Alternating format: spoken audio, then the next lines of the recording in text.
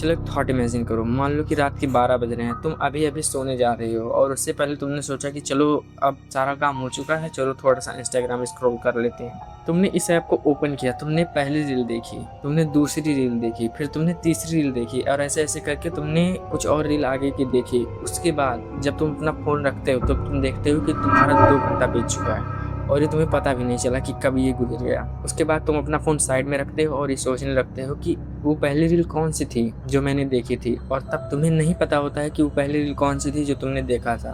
तो कॉन्ग्रेचुलेसन, तुम brain rot के अंदर आ चुके हो। और सबसे शॉकिंग बात यह है कि ये सिर्फ तुम्हारा टाइम ही नहीं है, तुम्हारी क्रिएटिविटी, तुम्हारी एनर्जी और तुम्हारा मेंटल फोकस, ये सब छीन कर ले जाता है तुमसे, जिसे एक टर्म में मेंटल जंक फूड ट्रैप कहा जाता है। ब्रेन रॉट कोई मेडिकल डिजीज नहीं है, ये एक प्रकार का इंटरनेट टर्म होता है। जब तुम्हारा दिमाग इतना ज़्यादा लो क्वालिटी, फास्ट और अट्रैक्टिव कंटेंट कंज्यूम करने लगता है तो तुम्हारा दिमाग डीप थिंकिंग से दूर जाने लगता है, तुम्हारा दिमाग बड़े बड़े कामों में नहीं लगता, तुम्हारा फोकस बिल्कुल जीरो हो जाता है। तब जो कंडीशन आती है इसे कहते हैं ब्रेन रॉट। जैसे कि मान लो एक गार्डन है जिसमें कि कई सारे पेड़ पौधे लगे हुए हैं, उसमें फल फूल भी लगे हुए, लेकिन तुम क्या करते हो, उसमें ला करके धीरे धीरे कचरा डालने लगते हो, कूड़ा कबाड़ा कहीं से भी उठा करके, लोहा लकड़ जंग सब कुछ वहाँ पे धीरे धीरे गार्डन में भरने लगते हो। और फिर एक टाइम ऐसा आता है कि जब गार्डन फुल्ली भर चुका होता है और उसके अंदर जो पेड़ पौधे और प्लांट्स हैं वो सब दिखना बंद हो जाते हैं। और यही सिचुएशन होता है हमारे माइंड में, जब हमारा माइंड जो क्रिएटिव थिंकिंग से भरा हुआ था, धीरे धीरे जब हम उसमें लो क्वालिटी कंटेंट डालने लगते हैं तो हमारा दिमाग धीरे धीरे सड़ने लगता है, और जिसके कारण हमें कुछ भी याद नहीं रहता है, हमारी डीप थिंकिंग नहीं हो पाती है। लेकिन प्रॉब्लम सिर्फ इतने में ही नहीं है, इसका सबसे डेंजरस इफेक्ट तो अभी बाकी है, जो कि है, कभी तुमने नोटिस किया है कि पहले तुम 20 मिनट की यूट्यूब वीडियोस को बहुत ही इजीली देख लेते थे, लेकिन अब जब तुम्हारे सामने कोई 30 सेकंड का ऐड भी आता है तब भी तुम्हारा मन करता है कि इसे जल्दी से हम लोग स्किप कर देते हैं। ये कोई कोइंसिडेंस नहीं है, साइंस की भाषा में इसे कहा जाता है अटेंशन क्रैश। तुम्हारे दिमाग इतने ज्यादा लो क्वालिटी कंटेंट कंज्यूम कर रहा है कि अब जो है उसे हर स्वाइप पर कुछ नया चाहिए, कुछ मजेदार चाहिए, हर वीडियो में कुछ इंटरेस्टिंग चाहिए, उसे हर सेकंड कुछ ना कुछ एक्साइटिंग चाहिए, जिससे कि उसके माइंड में डोपामिन रिलीज होता रहे। और इसी के अपोजिट जब हमें रियल लाइफ में कुछ अच्छा, कुछ प्रोडक्टिव काम करने के लिए मिलता है तब हम उसको नहीं कर पाते हैं। जैसे कि मान लो पढ़ाई करना है, किसी भी चीज़ में हमें फोकस करना है, तो जब हम वहाँ पे बैठते हैं तो हमारा दिमाग फोकस नहीं कर पाता है, पढ़ाई नहीं कर पाता है, हमारा दिमाग उससे दूर भागने लगता है। और इन्हीं सबके बीच में एक सर्कल क्रिएट होता है जिसमें कि पहले हम शॉर्ट कंटेंट कंज्यूम करते हैं, जिसके कारण हमारा अटेंशन शॉर्ट हो जाता है।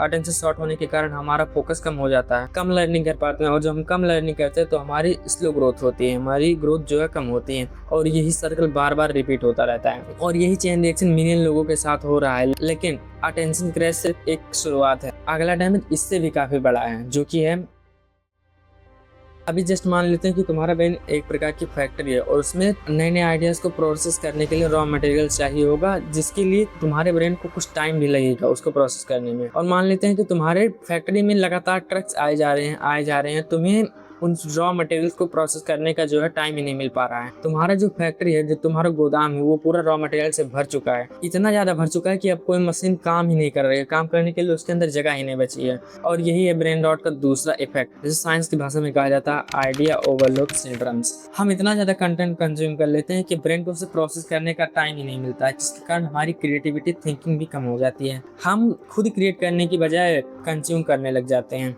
अब सवाल यहाँ पर ये आता है कि क्या इसका कोई सोल्यूशन है? तो यहाँ पर बेसिक सोल्यूशन तो कुछ लोग ये कहेंगे कि हम जो है सोशल मीडिया को ही डिलीट कर देते हैं, जो भी हमारा इंस्टाग्राम, फेसबुक, यूट्यूब, ये सब हम लोग डिलीट कर देते हैं, जिसके कारण फिर हम ना ही कंटेंट कंज्यूम करेंगे और ना ही ब्रेन रॉट के शिकार होंगे। ये तो बेसिक सोल्यूशन हो जाता है। लेकिन यहाँ पर दिक्कत ये आती है, जब आपका ब्रेन डेली डोपामिन कंज्यूम कर रहा था, लेकिन अचानक से आपने पूरा का पूरा मार्केट है उसका क्रैश कर दिया, आपको डोपामिन थोड़ा सा भी नहीं मिल पा रहा है, तो ज़्यादा से ज़्यादा आप कितना दिन कंट्रोल कर देंगे? 1 से 2 दिन आप ज़्यादा से ज़्यादा कंट्रोल करेंगे। उसके बाद जो है आप फिर से इंस्टाग्राम या फिर फेसबुक, व्हाट्सएप, जो कुछ भी है, आप उसको डाउनलोड करके फिर से उसको यूज़ करने लग जाएंगे। आप खुद के ऊपर कंट्रोल नहीं कर पाएंगे, ये जाहिर सी बात है। तो इसका आखिर सोल्यूशन क्या है?